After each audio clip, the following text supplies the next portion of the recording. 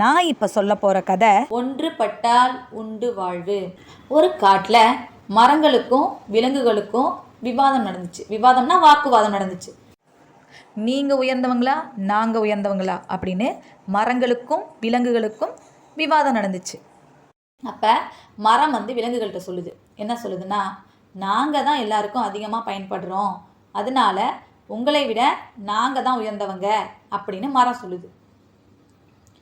சிங்கம் சொல்லுது மரத்துக்கிட்ட, எங்களால் தான் நீங்கள் பாதுகாப்பாக வளர்றீங்க, அதனால நாங்கள் தான் உயர்ந்தவங்க அப்படின்னு சிங்கம் சொல்லுது. மரம் உடனே சொல்லுது, யார் உயர்ந்தவர் என ஒரு போட்டி வைத்து பார்த்து விடுவோமா அப்படின்னு மரம் சொல்லுது.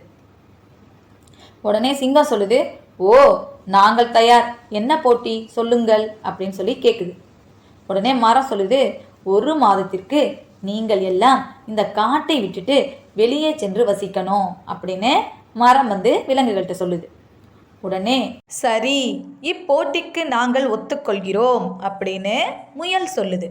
முயல் இந்த போட்டிக்கு ஒத்துக்குச்சுல்ல, அதனால எல்லா விலங்குகளும் காட்டை விட்டுட்டு பாலைவனம் நோக்கி போகுது.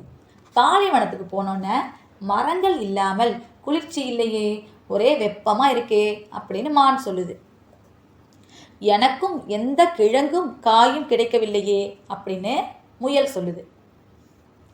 திடீர்னு ஒரு நாளைக்கு பாலைவனத்தில் வேட்டைக்காரங்கள்லாம் விலங்குகளை எல்லாம் வேட்டையாடுறாங்க. உடனே சிங்கம் என்ன யோசிக்குதுன்னா, ஐயோ நாங்கள் எப்படி தப்பிப்பது அப்படின்னு சொல்லி யோசிக்குது. மரங்களுடன் இருந்தால் தப்பித்திருக்கலாம் அப்படின்னு புலி சொல்லுது. வேட்டைக்காரங்க வேட்டையாடின விலங்குகளை எல்லாம் தூக்கிட்டு போகிறாங்க. மீதி விலங்குகள் எல்லாம் ஒன்று கூடி, நாம் பாதுகாப்பான காட்டை விட்டுட்டு வந்தது தவறு, மீண்டும் காட்டுக்கு செல்வோம் அப்படின்னு சொல்லி முடிவெடுக்குதுங்க. விலங்குகள் இல்லாத நேரத்தில் காட்டுக்குள்ளே புகுந்த மனிதர்கள் மரங்களை எல்லாம் வெட்டினர். வெட்டிய மரங்களை எடுத்து சென்றனர். வெட்டப்பட்ட மரங்களை பார்த்து திரும்பி வந்த விலங்குகள் அதிர்ச்சி அடைந்தன. மரங்களே, உங்களுக்கு என்ன ஆயிடுச்சு அப்படின்னு சொல்லி சிங்கம் மரத்தை பார்த்து கேட்குது. உடனே மரம் சொல்லுது, நீங்கள் இல்லாத நேரத்தில் சில மரங்களை மனிதர்கள் வெட்டி எடுத்து சென்று விட்டனர் அப்படின்னு சொல்லுது. உடனே மரம் கேட்குது, எங்கே சில நண்பர்களை காணோம் அப்படின்னு சொல்லி கேட்குது.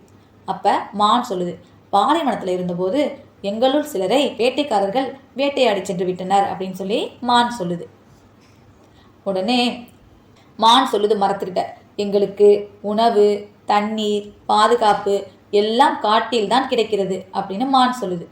உடனே மரம் சொல்லுது, ஆமாம் நண்பர்களே, நீங்கள் இருந்தால்தான் எங்களுக்கும் பாதுகாப்பு அப்படின்னு மரம் சொல்லுது.